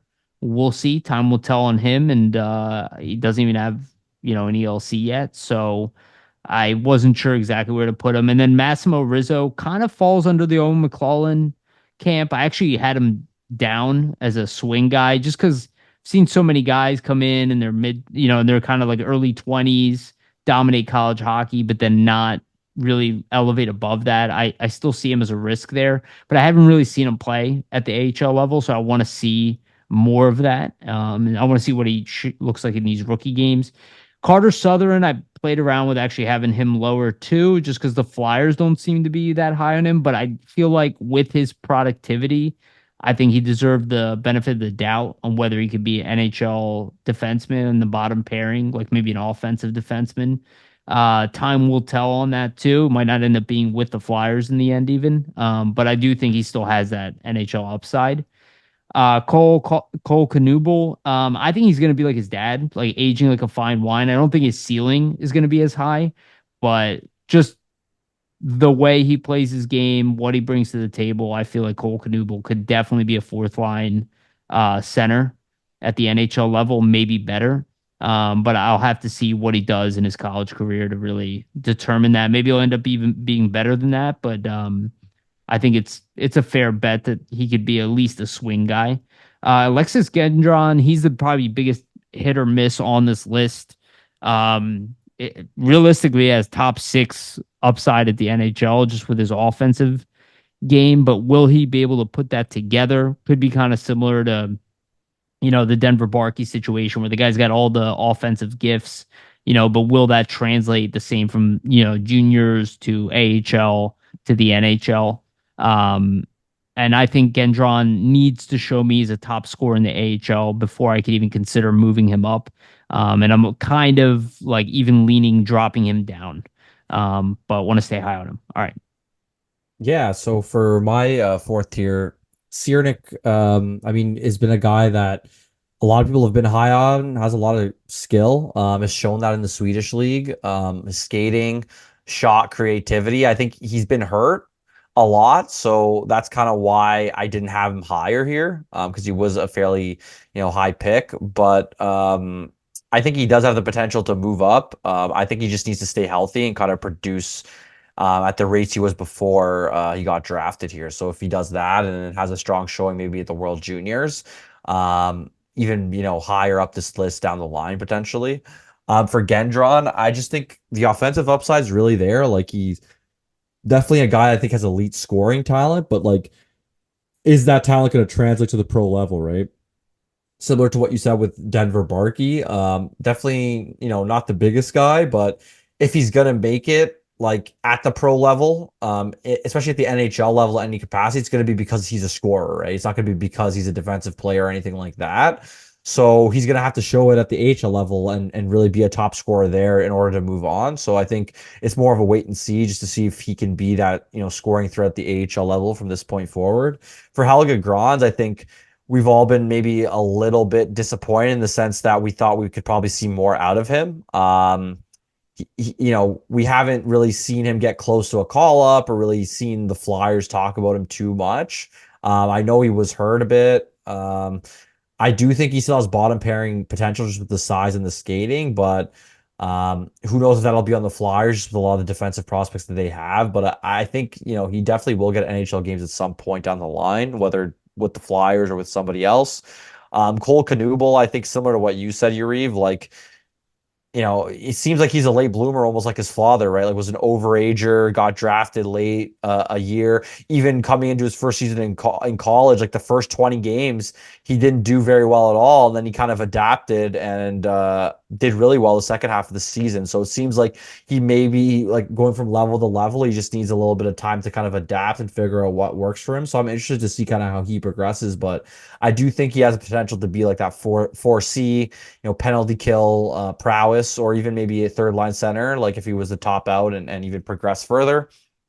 Ilya Pautov's a real interesting one.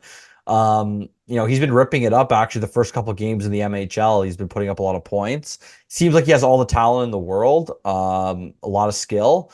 But obviously at the MHL level, it's really like the junior leagues in Russia. So I think it's more about seeing you could do it at the MHL, but let's say you go to the VHL, how does it translate? Can you go to the KHL? Can you have it translate? So I think it's just seeing that skill and that scoring prowess translate from league to league as he goes along in Russia. For Devin Kaplan, I think we've all kind of wanted to see maybe more offensive upside out of him in college. Obviously the grinding ability, the hitting, that power forward type play along the walls, getting the net and stuff is there. But if you're going to make it at the NHL level, you need to have some sort of offensive upside, which I don't think he's shown as much of in college as he was at the USHL level. So I think for him, it's maybe more about trying to get that scoring prowess, back on track and kind of scoring a little bit more in college and seeing where it goes from that point. I believe this past season, yeah, like he only had 23 points in 37 games. And then his first season with Boston, he had 23 points as well. So you want to see him take a bit of a jump in his second season there versus just put up the same offensive productivity. For Spencer Gill, I think he does have a lot of upside just because he's, big frame, can skate well for his frame. But I do think like on the defensive side of things, that's where there's kind of a lot to be desired. Obviously still a young player, so there's a lot to be learned and definitely can be taught that. But I think it's more like, not to say it's more of a project pick, but there's a reason why like a 6'4" right-hand defenseman didn't get taken in the first round. So there's obviously something that teams maybe are a little bit hesitant on, but we'll see if the Flyers kind of round his game together and kind of get him to become that top four type of defenseman they're looking for with how they drafted him. Massimo Rizzo, I mean, is a real interesting case. Obviously ripped it up in the NCHC, like was really good in college. I think he had like over a point a game this past season. I'm Yep. not exactly sure, Yeah, he did. but yeah, he was pretty good. But I think for him, like it's just the fact that he's 23 years old. He had 44 points in 30 games. Like that's all well and good, but at 23, you're playing against guys that are probably considerably younger than you. So is that going to translate to AHL level against, older players, guys that are a lot stronger? We'll have to see, but that's kind of why I don't have him a little higher, because even though the point production is there, it's coming, in a league where he's older than a lot of the guys that he's playing against. So there's a bit of an advantage there. Kind of what you said, it kind of almost gives you like Mike Vecchione vibes, where the Flyers signed Vecchione, but he never really ended up being more than an AHL guy. Um, Adam Yenning, I think, is like your prototypical third pair defenseman. I think the Flyers signing him to a two-way contract this year, one way next year, kind of shows what their plans are for him. I'm sure he's going to get a lot of actually NHL time probably this year. There will be injuries. He's probably one of their first on the list to be called up if that's the case. But I think next season is probably going to be when he really like makes his mark and probably becomes like a full-time NHL defenseman on that bottom pair. Or at least that's what the Flyers are hoping for. Ole Lichel, like a lot of offensive production at the AHL level. I did kind of think about dropping him a little bit just because I think he seems to be one of those guys where really good at the AHL level, but just can't seem to score or like put it together at the NHL level. And sometimes that happens, right? With those tweener guys, they could score a lot at the AHL, might not be like okay defensively, but isn't ever going to be like a PK guy or really like a defensive stalwart for you. So if you're not scoring, then what's really the role for you at the NHL level? So I think he has the potential to still be like a third line guy, but I don't know if he's going to be a fourth line type of player. So if he doesn't make it on the third line, I don't know if really he'll be an NHL player in my eyes. And then for Ronnie Attard, I mean, at this point, like it's kind of a make or break season for him, I would say. Like if he doesn't make the NHL full time coming forward, he's probably going to be more of an AHL guy going ahead just with his age and just how it works and getting aged out with other prospects coming in. But I think if he does, get a chance, like there is a potential to be a bottom pair NHL guy with his size, potential, offensive production with the big shot, but he's obviously going to need to show it, right? Like he has a big shot, but we haven't seen it very often at the NHL level yet, other than a few games in his like first cup of coffee when he got called up a couple seasons ago. So I think for the Flyers, like if they're going to continue to give him looks, they're going to want to see more offensive upside from him on that bottom pair. So that's my fourth tier. Pretty good. I do want to say I did just look up Ilya Pautov. He does have 4 points in 2 games right Yeah, now in the he's ripping it NHL. up in the MHL right now. Yeah, so interested to see what kind of numbers he's going to put up this year. Again, that's like a X factor of a guy who, again, Flyers Russian prospect. I forget his name or scout. Was super high on this guy Yeah. and thinks he has a high upside. So we might be moving him up to top 6 by the end. In a couple of years. Who knows? That's why these are fun because it's like. And that's why I wouldn't take them too seriously either, because we don't really know what's going to happen. Yeah, it's more just a projection. It's fun to go through it on our end. Yeah. So tier 5, NHL, AHL swing guys. I have Zayd Wisdom. I didn't completely give up on him. I just think with his intangibles, his aggressive nature, his physicality, he might find a role anyway as like a fourth line energy guy. He needs to rebound bad, otherwise he's moving down a category. Because he's, showed such promise in his first year in the AHL and then completely regressed to being a ECHL/AHL guy. But I think he still has something in him to show. Santeri Silku, this is a guy who could end up moving up this list. Again, he had a really strong season. He's a big guy too, so I wouldn't be surprised if my read on him is wrong. And he could end up being an NHL player. That's why I kind of put him in that swing area because I don't know exactly yet, but not a terrible draft pick for a late round pick. And then Ethan Sansom, who we're friends with his father. Ethan is kind of like he's a little bit of an X factor too because again he started off in the AHL last year, didn't get a ton of ice time. He'll probably get more moving forward. It's a deeper pool there, but some of these guys are close to being graduates, so he's kind of a longer term project. But he's a big kid. He's 6'5". He's right handed. I don't know. I could see him having a bigger role in the AHL as time goes on. At the very least, I think he's going to be a really good AHL defender. We'll see if he can translate that into an NHL role. But a lot of times with guys like this, it takes time. So he might end up being like as good as Helge Grans by the end of this, right? And he was a 7th-round pick, so it's a huge win for the organization. Yeah, so for my fifth tier, I had a few players. So Ethan Sampson's there for me that you just kind of went on about. I think he has the upside to potentially be like a bottom pair NHL guy. Definitely has the size. He has a big shot as well. I think it's going to obviously take longer for him. Probably more like AHL years, more development time. But I think the potential's there. He just has to keep progressing. So that's kind of why I had him in the NHL AHL swing because there's no guarantee he's going to be an NHL guy. But I think if it all clicks, third pair probably is where he's going to land. Carter Southern, I had him a tier lower than you. You're even, and my reasoning is still doesn't have an entry level contract. Flyers don't seem all that high on him, and they have a lot of defensive prospects. So if he doesn't really have a huge season and he doesn't have a contract, and there's another draft coming up with 6 picks, he's kind of probably going to be an odd man out here, and they probably won't give him a contract.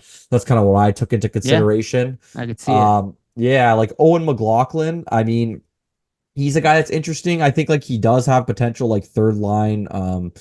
Could be a third liner maybe. I just think with him and with what's happening, like he's already 21. I mean, obviously only played 2 years in college. He had a big sophomore season, 39 points in 39 games. So I think like there is NHL potential there, but I think it's going to all depend on what he does at the AHL level. And you kind of go from that point. So I kind of have him as like a tweener in the sense that he might end up being a really good AHL player, but who knows if he has the ability to make it to the NHL at this point. J.R. Avon's kind of the same. Like he's progressed every year. He seems to be getting better, really good skating. So if he does make it to the NHL, I think it'll be like a fourth line type role, like PK specialist, because has been good on the penalty kill in junior. Not sure if he played PK with the Phantoms, but I'm sure they're gonna try to start to work that in. It's just he was undrafted, right? So you have to think like when you're looking at it from the Flyers perspective in a draft, like in a like a board and what their projections are, like who knows how they're gonna look at an undrafted player as compared to their other prospects and if they ultimately want to give him that type of shot, right? So that's kind of my thoughts there and why I have him in the NHL AHL swing category. But at the least, I think he's going to be a really good AHL player.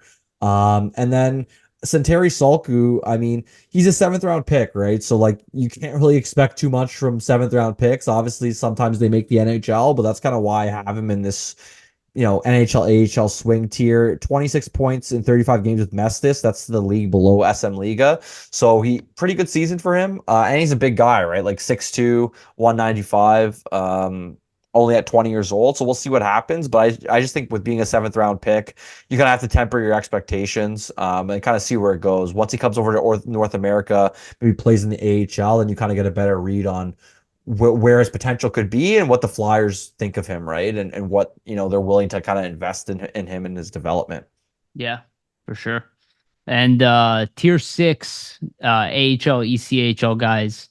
The only difference we really have here is wisdom, from what I can tell. So Yeah. Mateo Mann, big body, 6'6", tough guy defender. I don't even see him really doing that well in the AHL. I think he's going to be ECHL player in general. But he was just kind of like a swing. If maybe he'll turn out to be a big physical guy. I think they picked him up because of his physicality. Ryan McPherson's an interesting one just because he has some success in the BCHL. We'll see how he develops. I think realistically, just looking at his track record, probably doesn't have a chance to be an NHL player. Maybe he'll end up being a good AHL guy. But I'm not really sure right now. I need more time with Ryan McPherson. Brian Zanetti, I don't really expect him. I don't even know if he's ever even going to come over here. I think he's a guy who's just going to get lost in the sauce and probably just stay over in Europe. Austin Malloy, this is also a really interesting one just because this was like a player that played at prep school. So I don't think anybody really knows how good this kid's going to be. I put him there just to be safe. Maybe he does have NHL potential, and I think we need time to see that. But he's a really big kid and very skinny. So he's going to be a long-term project regardless. And time will tell if he turns out to be somebody we're actually interested in. And Ty Murchison, to be honest with you, he's a former fifth-round pick. I don't see any really redeeming aspects of his production. He's 21 years old already. I expect he'll go unsigned and probably will be an ECHL player. Yeah, our list for this one is pretty similar. Like I had Zaid Wisdom a tier below, and the reason is I just think like from how good he's been, and then from kind of the drop off, like we haven't really seen him rebound yet. And I'm not sure like with the opportunities he's going to be getting and a lot of the newer guys on the AHL team, if he's really going to get that chance to rebound at this point. So I think he's probably going to be more of an AHL player for most of his career. But I mean, there's nothing wrong with that, obviously. But I'm just not sure if like the offensive consistency or even being able to produce offensively a lot is really there. So if he did get NHL time, it'd probably just be like a fourth line tough guy type role, which is still possible, but I think they need to see more from him maybe in a defensive aspect as well. And I'm not sure if that's, something that's too prevalent in his games. That's why I had Wisdom as a AHL, ECHL, and he has had some time in the ECHL as well in the past couple seasons. So kind of makes sense to put him there. For Mateo Mann, I mean, seventh round pick. I think he had one game in the ECHL this past season for Reading. So already kind of started him there. But yeah, like not a guy with a ton of upside. Definitely a huge project type of pick. Like he's 6'6", 229 pounds. Obviously, they draft him for the size and hoping that you could turn that size and to some sort of bottom pair type defenseman. That's probably the goal. But I mean, a lot of development work to be done there for that to happen. Austin Moline, was in high school this past year. So we'll see. Like, not a lot of people have seen a lot of him. But similarly, like, to man, like he's a big defenseman, 6'5", 193 pounds. I think it's more of a project type thing where you just draft size and hopefully you can develop and the skills kind of come together and they can be of some sort of use to you there. Ty Murchison, similar to your thoughts, Yariv, like for Arizona State in his first season, he had 7 points in 35 games. This past season in 36 games, he had 5 points, fifth round pick. I just think, I mean, we're not seeing a lot of offensive production. Even for the USN TDP, he had like 5 points in 23 games, 5 points in 28 games. So I think that we're not seeing much of an offensive jump. So probably going to be a guy that gets unsigned. Brian Zanetti, I don't really know. Like I think he's played in the Swiss League or last season, Yeah. and had 6 points. I'm not really sure if he's ever going to come back over at this point. He's probably a guy that's going to stay in Europe.